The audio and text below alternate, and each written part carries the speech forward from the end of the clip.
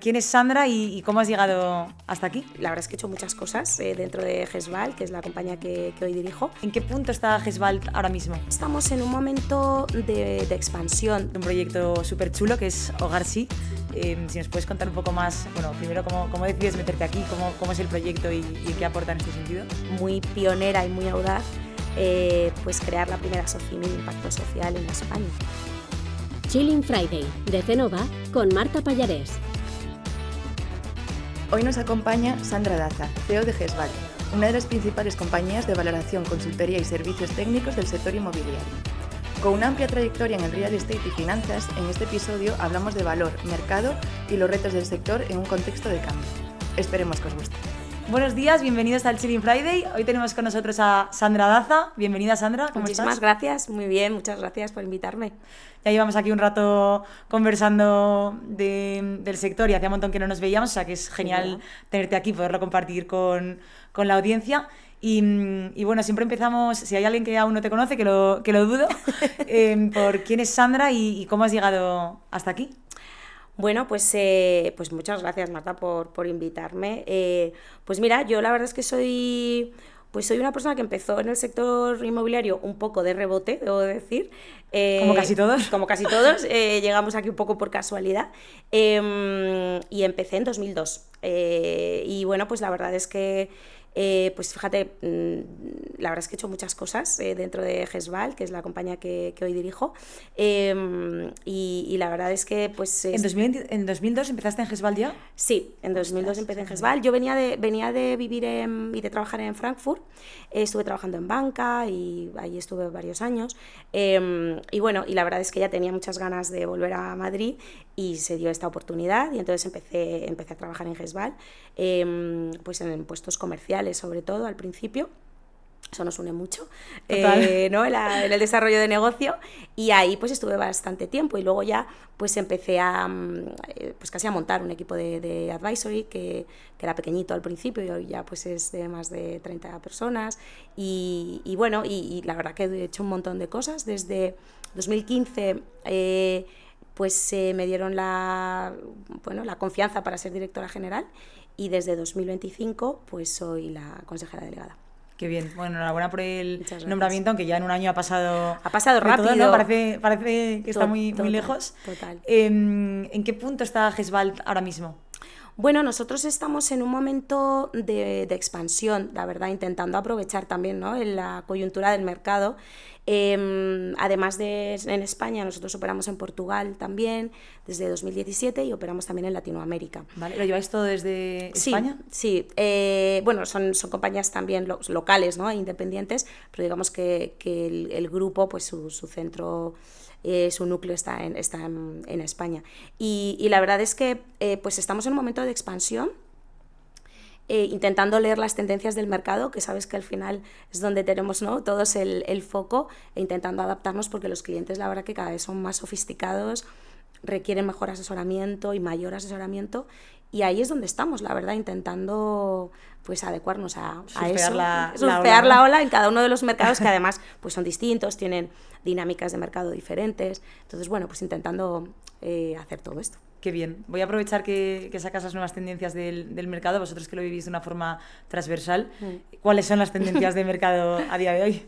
Pues fíjate, yo creo que bueno, a nadie se le escapa que el sector residencial en cualquiera de sus modalidades, ¿no?, pues hablamos del flex living, que nadie sabe muy bien lo que es porque abarca tantas cosas, ¿no?, pero bueno, al final alojamientos con esa flexibilidad de duración de contrato, ¿no?, podríamos dejarlo así un poco.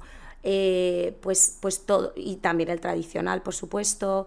Bueno, pues ese mundo que hace muchos años yo recuerdo que era casi pues un poquito denostado, ¿no?, dentro del mundo de la inversión inmobiliaria, pues bueno, cada vez, como sabemos, pues recibe mayor inversión. De hecho, ha habido récord de inversión en el año 25, y no deja de ser pues una respuesta a necesidades coyunturales que ya son estructurales, lamentablemente, en nuestro mercado, ¿no? Un mercado que, fíjate, que ha estado unos años pues bastante parado, pero que vuelve con fuerza, son las oficinas. Las oficinas sobre todo las de mejor calidad y con altos criterios de sostenibilidad, cada vez son más demandadas. También es verdad que ha habido unos años en los que ha habido poca producción de oficina nueva, ¿no?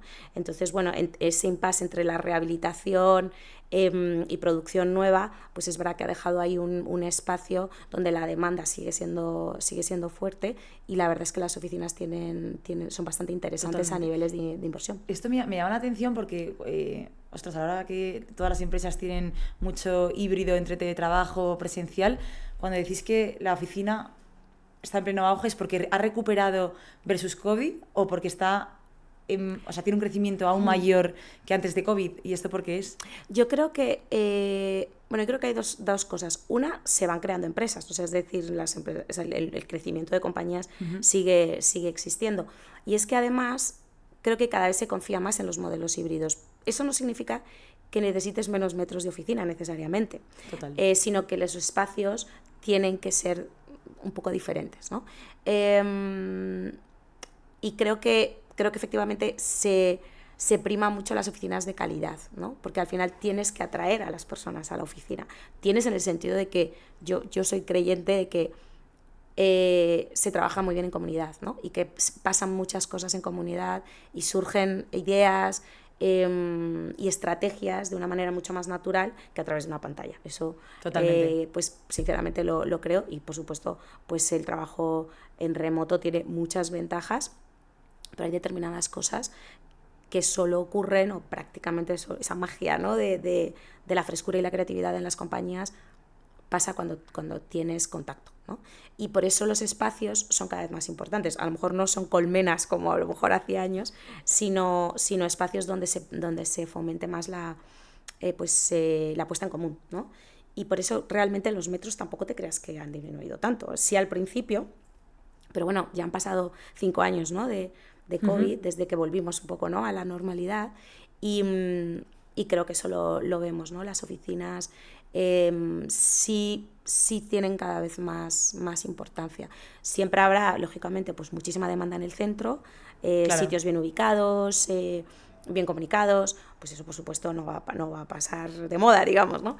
Y luego las segundas coronas, pues es verdad que han sufrido mucho en oficinas, ¿no? Y es verdad que todavía pues hay un gap importante, pero yo creo que es un activo interesante para seguirlo de cerca, la verdad.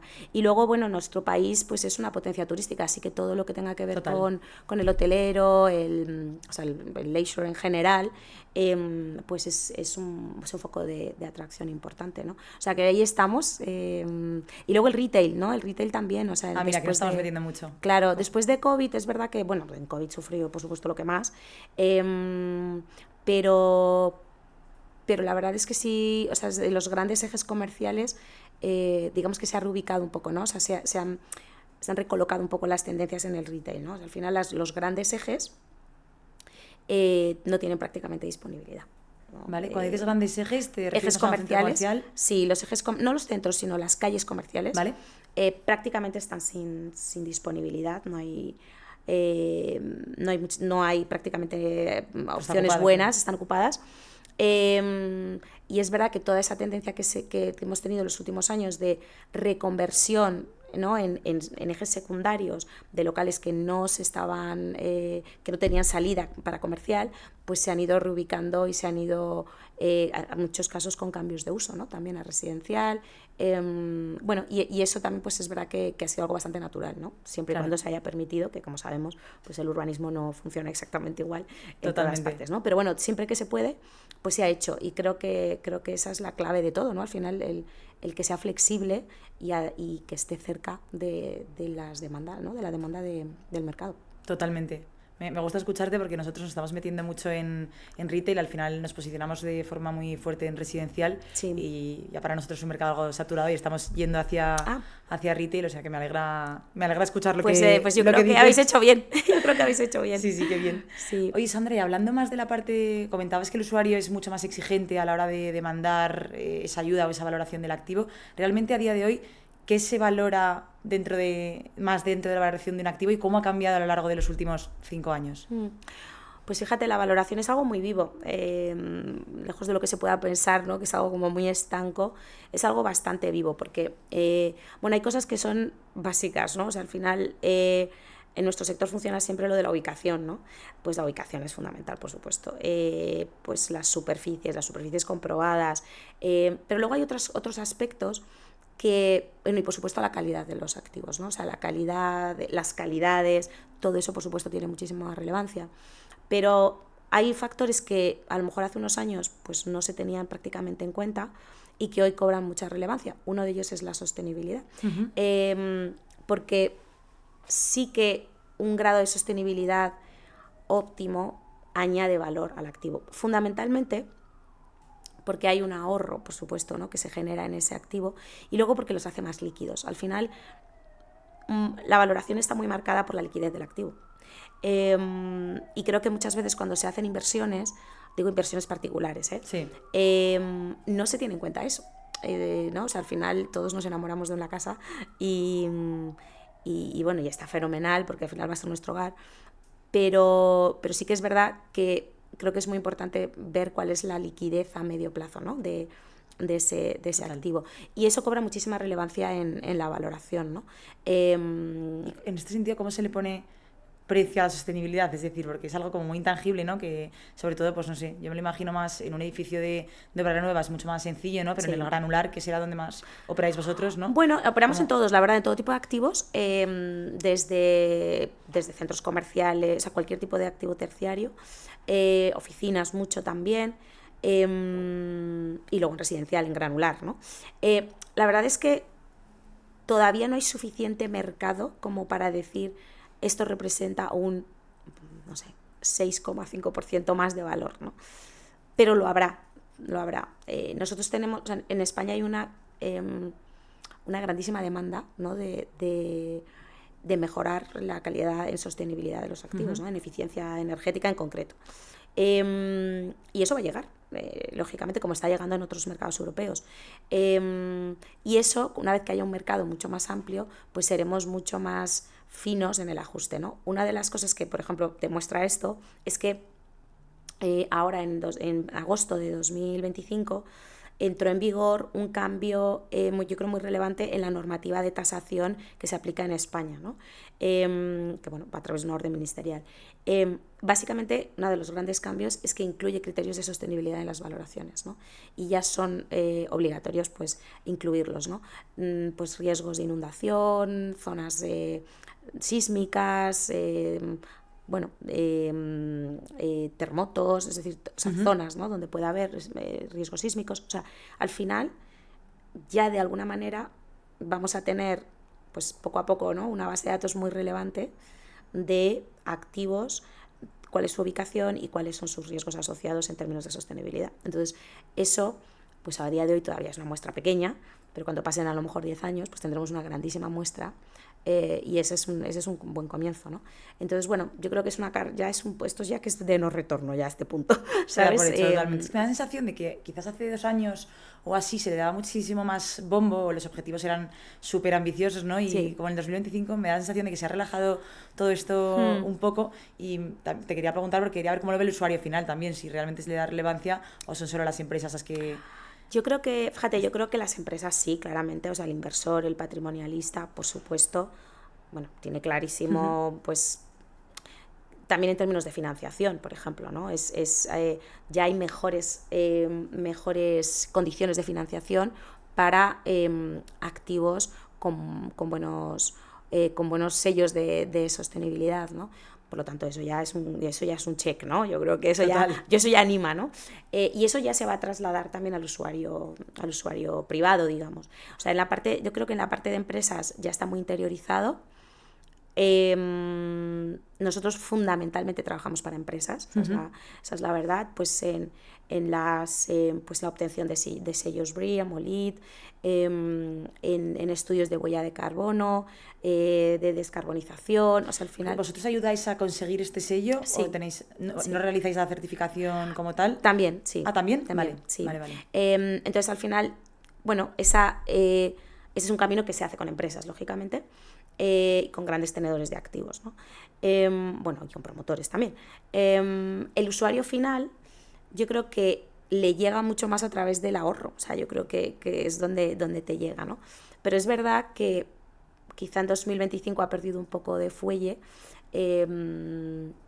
bueno, posiblemente porque también hay una corriente estadounidense, ¿no? que ha bajado mucho ese hype, ¿no? Un poco que teníamos con sostenibilidad, pero yo creo que hay unas cosas que son totalmente inapelables, y es que en el momento que hay optimización de recursos, mejoras en financiación, pues bueno, me parece que poco más hay que discutir, ¿sabes? Totalmente, creo que hay un buen camino ahí. Qué bien, pues me alegra que lo sigáis viendo de cerca y sea algo de lo que seguimos siendo conscientes. Te quería preguntar también, tocamos la parte de sostenibilidad, pero hablábamos antes de la parte más social del sector, ¿no? Y bueno, tú estás metida en el patronato de un proyecto súper chulo que es Hogar Sí. Sí. Si nos puedes contar un poco más, bueno, primero cómo decides meterte aquí, cómo es el proyecto y en qué aporta en este sentido.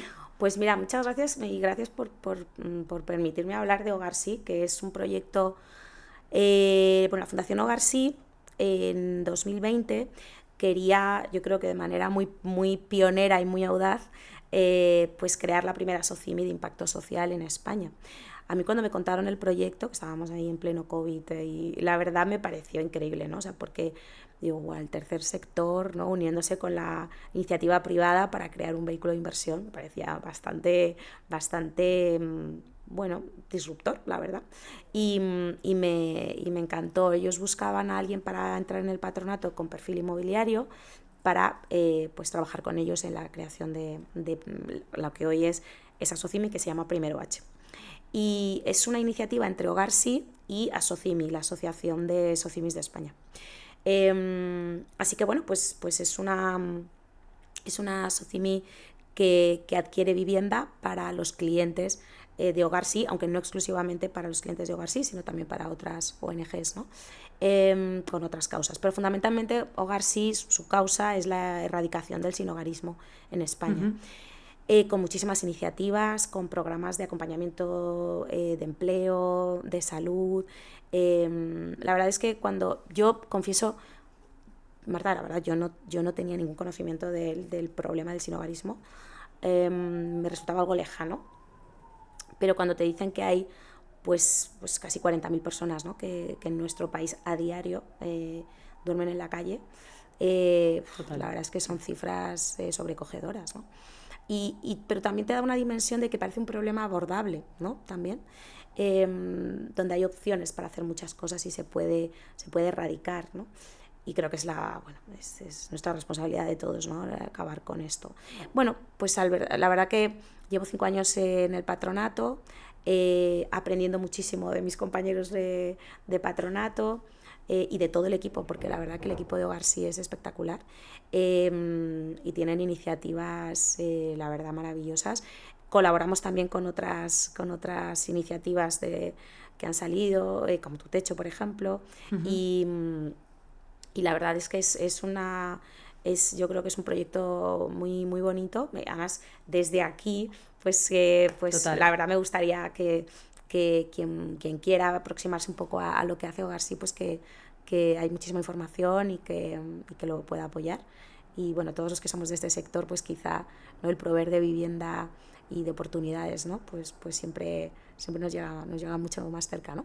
Totalmente. Nada, sí. Es un proyecto súper bonito con un componente social brutal y bueno, yo creo que daría casi para una conversación entera, ¿no? Seguro, yo espero que dentro de unos años, si nos volvemos a ver y me vuelves a invitar, te pueda decir, oye, ya esto va muy bien encaminado y hemos conseguido pues que mucha gente haya encontrado un camino, ¿no? Y una segunda oportunidad. Totalmente, desde luego es un tema a tratar. Sí. A mí, bueno, también lo hablábamos antes, que parece que hemos hecho un pre-podcast, ¿no? De ponernos al día, que hace un montón que no nos veíamos, pero me alucina también, y me quiero ir más a la parte de liderazgo de Sandra Daza, ¿no? Porque lo comentábamos antes en la cantidad de cosas que estás metida, ¿no? Cómo te da, y también para seleccionar aquellos proyectos en los que te apetecen y crees que puedes aportar, ¿no? Y poder abordarlos todos. ¿Cómo sientes, quizás es una pregunta un poco ambigua, pero ¿cómo haces para seguir con el día a día de todo esto? Y sobre todo seguir ilusionada y manteniendo... te diría que eso es lo más difícil. Conciliar personal con profesionalmente. Sí, te diría que, fíjate, lo de seguir con la motivación, yo creo que es casi lo más... es el mayor reto, te diría. Sí, es automotivación. Total. Es automotivación. Las cosas a veces dices, esto se está poniendo complicado, ¿no? Pero, pues fíjate, bueno, por repetir lo mismo que te he dicho antes de sentarnos aquí, ¿no? Pues no siempre se llega. ¿Qué quieres que te diga? Pues no siempre se llega, la verdad. Esto de la conciliación así, pues hombre, no. A veces va uno un poco al límite, ¿no? de sus capacidades. Pero creo que para mí lo más importante cuando me embarco en cosas que no son el proyecto de GESVAL, que es mi proyecto personal y profesional, pues tienen que ser cosas que tengan sentido y coherencia, donde yo vea que puedo aportar algo, ¿no? Todo lo demás pues ya son hobbies, ¿no? Que tengo un montón. Pero en todo lo, por ejemplo, Garcí o Cowork, por ejemplo, ¿no? Que es la Asociación de Espacios Compartidos, pues al final Cowork, por ejemplo, es un proyecto que nace, que prácticamente crea sector, porque realmente el mundo del co-living y el co-senior, senior, la verdad es que era muy novedoso hace escasos 5 años, ¿no? Total. Que se ha cumplido el 5º aniversario ahora de Cowork. O sea, al final es, bueno, buscar proyectos o encontrar, porque a veces te llegan, ¿no? Pero cosas que tengan mucha coherencia con lo que yo hago y donde creo que puedo aportar. Y luego es verdad que a mí personalmente, fuera de lo que es algo transaccional, que es el negocio, pues me interesan cosas donde haya un impacto real, si puede ser con impacto social, pues la verdad que lo prefiero, ¿no? Y ahí es donde busco también fuentes de inspiración. Te diré que hay gente que hace cosas increíbles, súper talentosas. Nuestro sector está lleno de talento, de gente que hace muchísimas cosas pro bono y que dedica su tiempo y su conocimiento, y eso también es una inspiración, ¿no? Y a mí me parece un privilegio estar ahí también, ¿no? Y te nutre mucho y me sirve también de inspiración para mi propia labor profesional, ¿no? Y el tema del liderazgo, pues la verdad es que es tan amplio. Totalmente. Es tan amplio que y cómo ha cambiado también, ¿no? Justo. Aquí te quería meter más en... siempre hay como un debate, ¿no? De, oye, ¿cómo en un sector tan tradicional, siendo mujer, y cuál ha sido tu experiencia llevando en un sector desde 2005 a lo largo de los años, ¿no? ¿Cómo ha sido ese liderazgo como mujer en el sector? Pues mira, la verdad es que ha cambiado un montón, te diría. Los modelos de liderazgo que existían en esos primeros años de mi vida profesional pues eran muy diferentes. Posiblemente eran los que se demandaban en ese momento, pero eran muy distintos, ¿no? Aunque yo creo que todos tienen algo en común, y es que en mayor o menor medida todos somos conscientes o nos hemos dado cuenta de lo importante que son las personas, ¿no? En el liderazgo, ¿no? Yo, fíjate que te diré que posiblemente en mis primeros años entendía el liderazgo de una manera diferente, ¿no? Claro, era bastante más joven y pensaba que las cosas se tenían que hacer de alguna manera, de otra manera, y en la actualidad pues creo que ahora soy más yo misma, ¿no? Con todas mis cosas, las buenas, qué bien, malas, qué suerte poder hacer eso, total. Sí, creo que soy mucho más yo en toda mi esencia, y eso me parece un privilegio, ¿no? Porque es verdad que durante mucho tiempo yo pensaba que tenía que adaptarme a ser de otra forma, ¿no? Y eso es algo que se aprende con los años, yo creo, ¿no? Y ahora pues me siento mucho más cómoda en un liderazgo más cercano, quizá, que antes, porque a lo mejor pensaba que eso pues me iba a restar, ¿no? Por ser joven, por ser mujer, pues como que te resta un poco, parece como que te resta autoridad. Yo pensaba, erróneamente. Sí, tienes que currar más, ¿no? Pero sí, justo. Y pensaba como que, bueno, no me iban a tomar en serio, quizá. Esa es un poco, estaba buscando la acepción, pero quizá era eso, ¿no? A mí no me van a tomar en serio, ¿no? Porque, pues sí, como era que era joven y tal, y no sé, y estaba muy rodeada. ¿Y ha sido así en algún momento? ¿Realmente eran más unas...? Yo creo que un poco sí, un poco sí. O sea, por ser honesta, creo que sí, que ha habido momentos en los que, bueno, pues quizá no no se me tomaba tan, a lo mejor no se me ha tomado tan en serio, pero no soy la única, ¿eh? No, lo sé, por eso lo seguro que pregunto. no, seguro que no. Pero bueno, también es un aprendizaje. Y eso te da otras herramientas y te da otras armas y sí, todo suma al final, ¿no? Pero bueno, ahora, que ya, pues, ya he sobrepasado los 50, pues es que te das cuenta de que la mejor manera de liderar tu proyecto pues es hacerlo en plenitud de tu persona, ¿no? Y según tus creencias, según tus valores, según tu ética, y no tomar prestado otras cosas de otros sitios, ¿no? Al final, pues oye... Hombre, es que sobre todo tampoco es prolongable en el tiempo, ¿no? Estás Claro. tratando de ser algo que realmente no convive con tu Es difícil. esencia. Sí. Vamos, no sé cuánto... Sí, es cuánto una cosa puede que durar. se lleva, o sea, se lleva mal y además dura poco, porque efectivamente se te hace cuesta arriba, ¿no? Así que bueno, pero sí, ahora la verdad que estoy en un momento muy bueno, la verdad. Qué bien, lo transmites, la verdad, y eres una gracias. referencia, o sea, no te lo digo porque estemos grabando. No, muchas gracias. Yo creo que para, vamos, ya no solo dentro del sector como mujer, pues todas las cosas que haces, yo siempre te pregunto de cómo haces esto, cómo llegas a lo otro, ¿no? Porque me parece es un ejemplo a seguir. Y bueno, Sandra, me gustaría acabar con una pregunta que suelo hacer siempre, que es ¿qué pedirías este año para el sector? Como pregunta abierta, puede ser...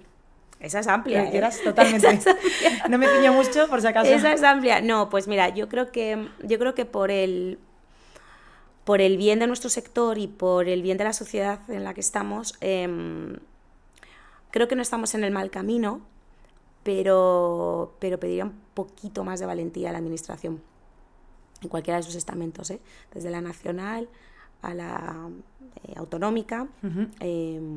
y a la municipal, en cualquiera de los lugares, ¿no? Y territorios de nuestro país, ¿no? Un poco más de audacia, escuchar quizá, posiblemente, un poco más al sector privado. El sector privado tiene capital, el conocimiento, Uh-huh. para producir vivienda. Tienen que salir los números, por eso es un sector privado. Totalmente.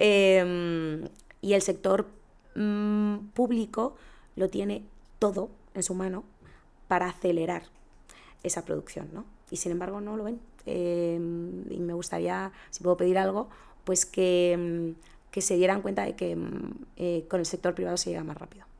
Totalmente. Esto es una petición que se repite mucho, o sea Me que imagino. espero que poco a poco vayamos Sí, poco a avanzando, poco. porque mientras se siga pidiendo es que seguimos en el mismo punto, o sea que Sí, ahí seguimos.